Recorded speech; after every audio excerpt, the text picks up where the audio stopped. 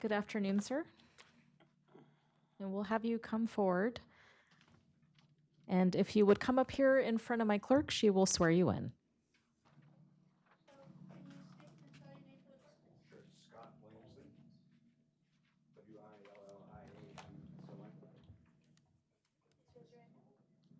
You do solemnly swear the testimony you're about to give, be the truth, the whole truth, and nothing but the truth, so help you God? And I'll have you take a seat up here in the witness box. Thank you.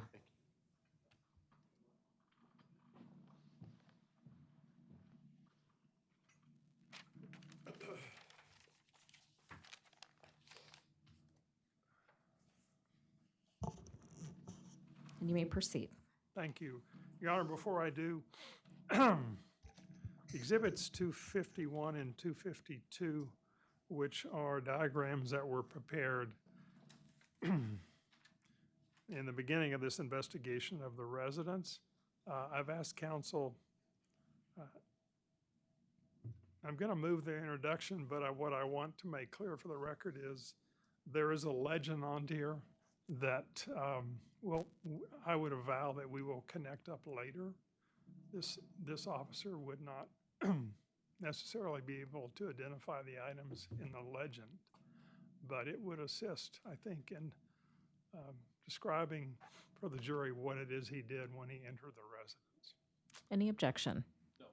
And I'm sorry, tell me the exhibit number again. It's 251, 252. Right. It's ordered by stipulation of the parties, admitting 251 and 252 into evidence.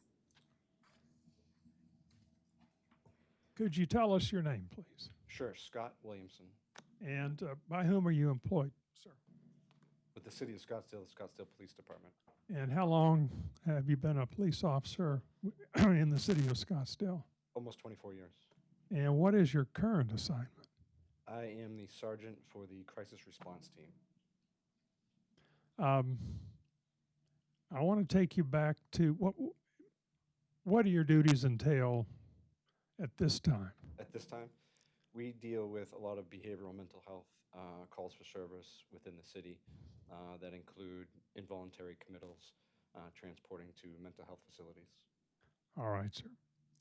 I want to take you back to 2015 in February, Okay. specifically the 18th of February, 2015. What were your duties then? I was a patrol sergeant on what we call C shift, which is typically 11 in the morning till 9 at night. All right, and what area of the city were you in charge of? Pretty much from McKellips to McDonald. I had the South District. We call it District 1. And on this particular date, around 4 o'clock in the afternoon, was there a squad of officers assigned to you? Yes, there were. How many were on that squad? On that day, I don't know. Typically, a squad consists of between probably 5 and 7 officers. All righty. So around 4 o'clock in the afternoon, approximately, Yeah. Were you in a patrol unit? I was, but I was at having coffee. All righty. And did you receive a call for service? I did. And what do you recall about that? Didn't receive the call for service. The call for service was aired. They were asking for units to respond to what initially came out as a medical at the residence on Monterey. All righty. And would that be 8526 East Monterey Way? Correct. So I don't know that it's that important. So how did you receive that information? Typically what happens is dispatch would air the call. So over my portable radio, I heard that there was a call for service at that residence that male had stated that someone was not breathing, and fire was also en route to that scene. All righty. How long did it take you to arrive? Within a matter of 5 minutes. And on the way, did you receive any additional information? Not that I recall. Okay. At some point, did you become aware that the young lady whose house this was was dead. Yes, And how did you receive that information? over the radio. So you knew that when you got there, correct? When you arrived, if I understood you correctly, well, let me ask you, was fire already there? Correct. There were several firefighters outside the front door. And what about patrol officers? Do you remember if any other officers were there, or were you the first? I believe I was the first and arrived probably about the same time as Officer Kerner. And so when you arrived, what did you do?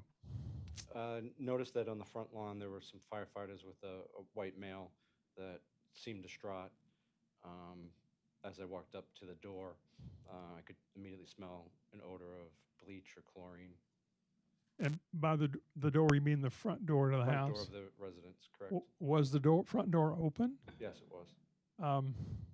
Did you have any communication with the individual that fire was working with?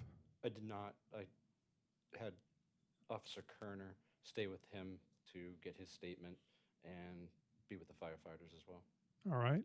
And did you speak with the firefighters before you went into the house? I did. A few of them, one of them had told me that 4 of them had gone in. They had placed leads on the victim and confirmed that she was deceased. So once you learned that information, did you, was it up to you to decide what to do from that point on? With the residents, I mean. Yes. Okay, so what did you decide to do?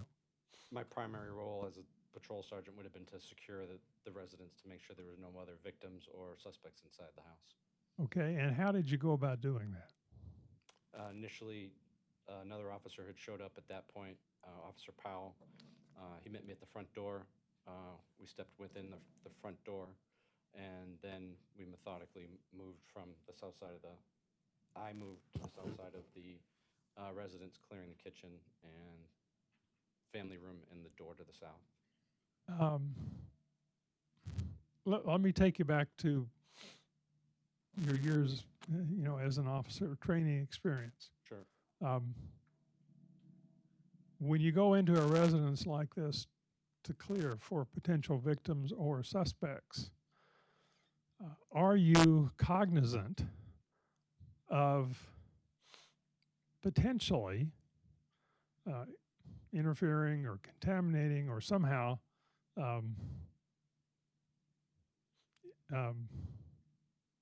compromising physical evidence that's in the residence?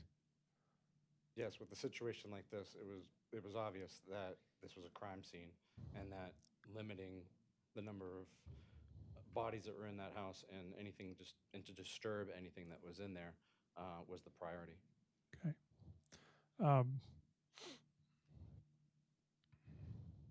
How are you dressed? In a patrol uniform. Blue. Similar to what you have on today? Correct. And when had you come on duty? That day would have been about 11 in the morning. Alrighty. And the day before, do you recall what your shift would have been? I'd have to know what day the event happened on.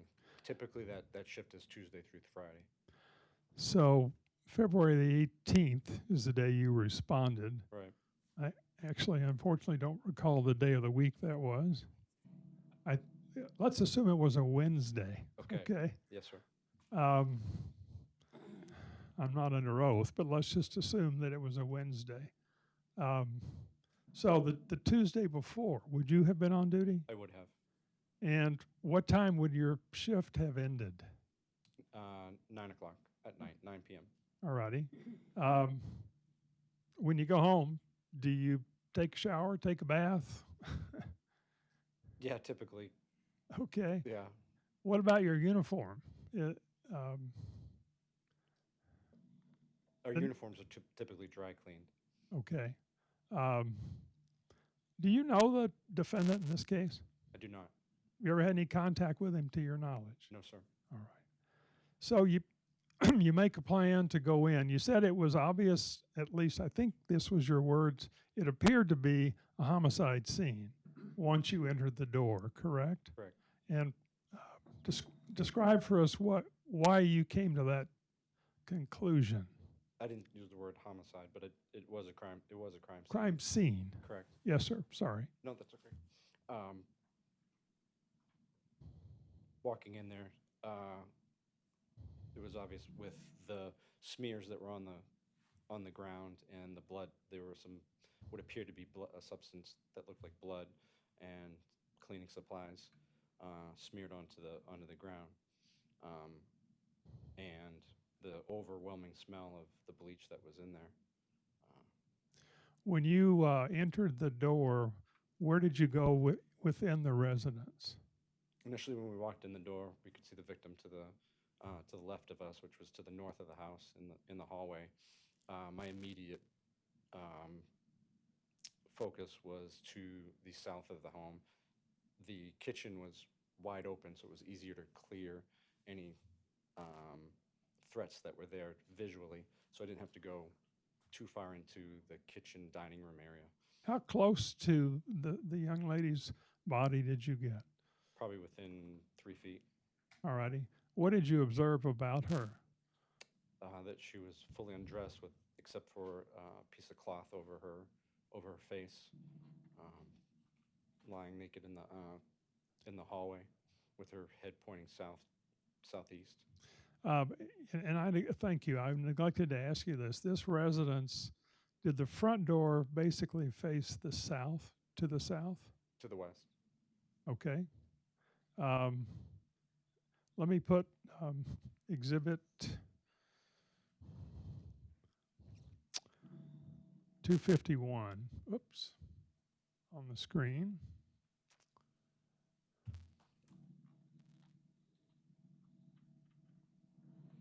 Are you able to see that? I am, sir. So let me, you see here where it says living room? Yes, sir. And let's assume this is a doorway. Yes, sir. Would that be where you entered? Correct. All right. On this particular diagram, would you agree with me that north is to the top? Correct. All righty. So you entered the door. You recall anything about what you observed about the living room area? I believe I noticed some droplets of blood that were in that area. Okay. And then you saw the victim's body in the hallway. Correct. And at that point, are you by yourself? At that point, I believe Officer Powell was with me. Okay. Where's your gun? Out of my holster and at the low ready, which means And why was that? at this point, the house hasn't been cleared for any other threats or victims. So what if anything, did Officer Powell do? At that point, he covered the north side, north of the victim's body, while I walked across to the door that was to the south, checking the kitchen. Okay. So let me scoot this up a little bit here. You see where it says kitchen? Yes, sir. And there is a doorway here, it appears. Yes, sir. Did you go to that door? I did. And what do you remember? Was it open, closed, locked, unlocked? It was locked. There were 2 locks on it. Both of them were locked. I unlocked them, looked out the door. All righty. Did you go into the garage, do you recall? Not at that point. All righty. Now, was Officer Powell, did he stay at the door, to your knowledge? He did. His focus was the north hallway to make sure that nothing came in behind me while I was searching the south. We've had some testimony that there was an Arcadia door in this kitchen dining room area that led into the backyard. Did you go out of that door at all? I did not.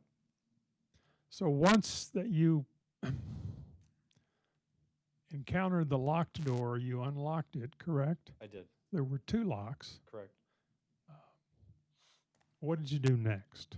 I had trouble relocking them. Typically, I would leave it the way that I had found it.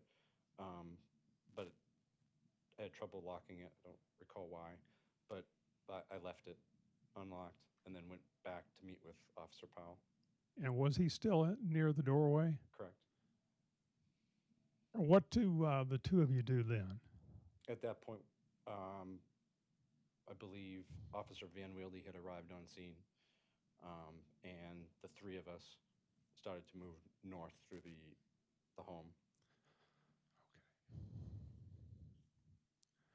So north through the hallway where Allison's body was found, correct? Yes, sir. And describe how the 3 of you, first of all, what efforts did you make to avoid any of the physical evidence that you observed? If you could rephrase, please. As the 3 of you are proceeding through the hallway, are you being cognizant of anything? Yes. What? The fact that there was evidence everywhere and that we didn't want to disturb it. Okay. And so describe how you went about clearing the rest of the residence.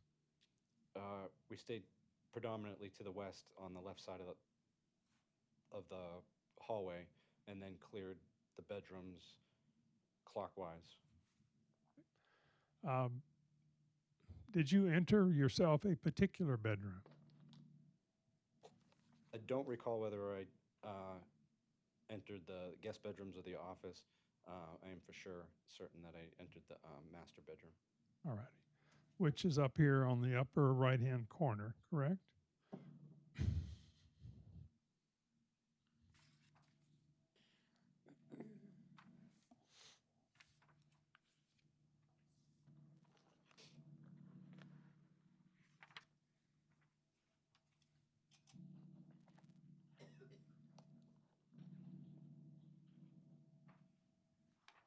Your Honor, we have a stipulation to the introduction of Exhibit 249. And that's correct. No objection? Objection. It's ordered admitting Exhibit 249 into evidence.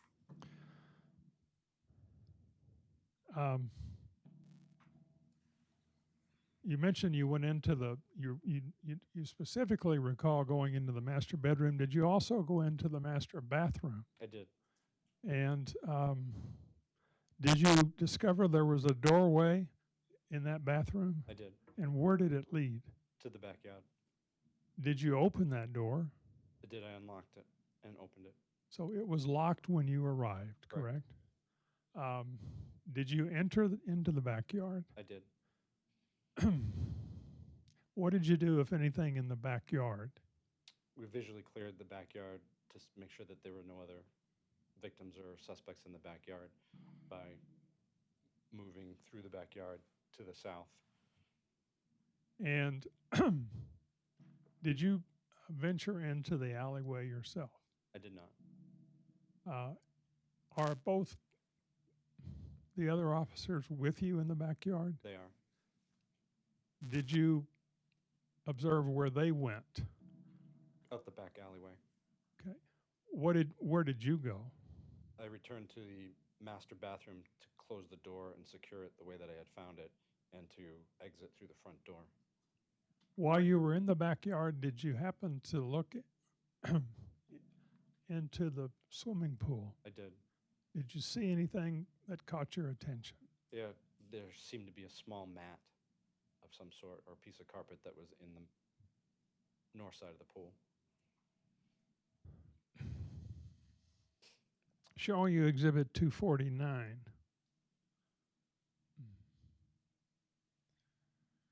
Do you see the doorway that you entered into the backyard? I do. Is that this door here where I'm pointing? Correct, with the bag on it. All right. And again, you had to unlock it when you went out. Correct. And then you locked it again when you came back in. Correct.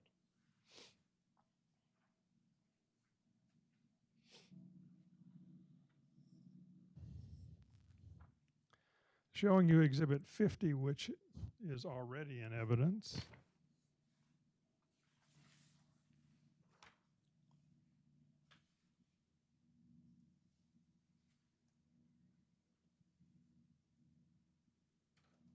Do you have a recollection of what we are looking at here? The carport, Is this off of the back porch? it is. Do you see the gate there? I do. Do you recall whether or not you entered the area where the car seems to be located? Yes. And what did you do while you were in there? Walked a 360 around the vehicle and then came back out just to look inside the vehicle to see if there was anything or anyone inside. And did you enter the car itself? No, You see this door here? I do. Do you recognize that doorway? I do. That's the one that leads from the laundry room into the kitchen in the main house.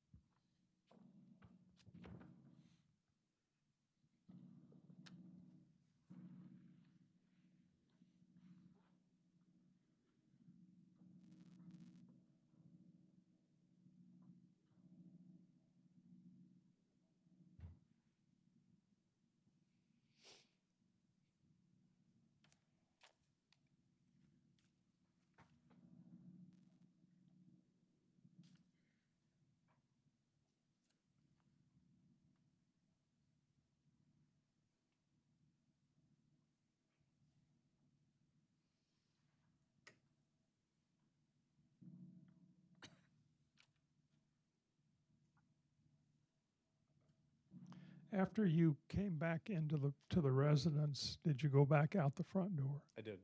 And what did you do next? At that point, I had officers start setting up crime scene tape, the red tape for the inner perimeter, and then yellow tape to block off the streets. Okay, what about the alleyway? I don't specifically remember doing it or ordering someone to do it, but it would have been.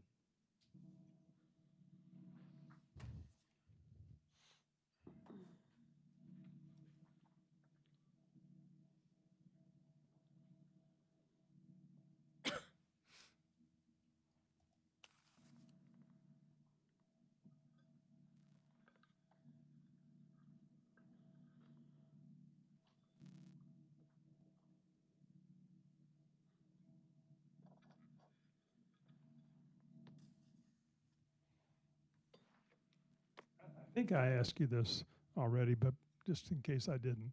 When you entered the garage, you said you looked into the car, correct?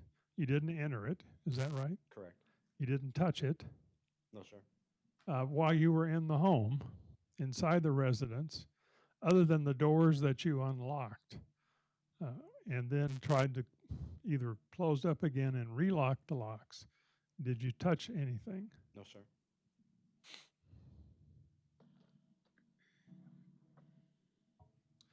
That's all the questions I have, Your Honor.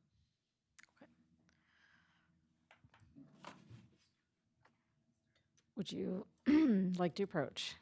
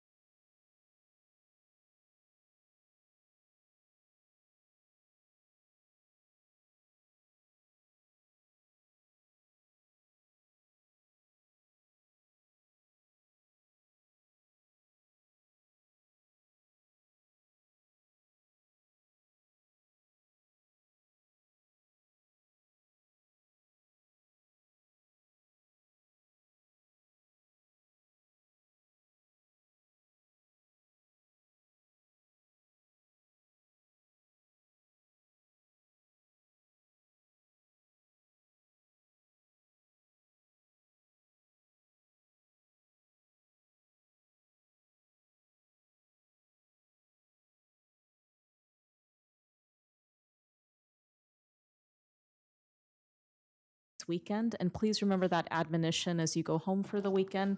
Please do not discuss the case with anyone. Do not do any research. Do not text or email or read any news about the case.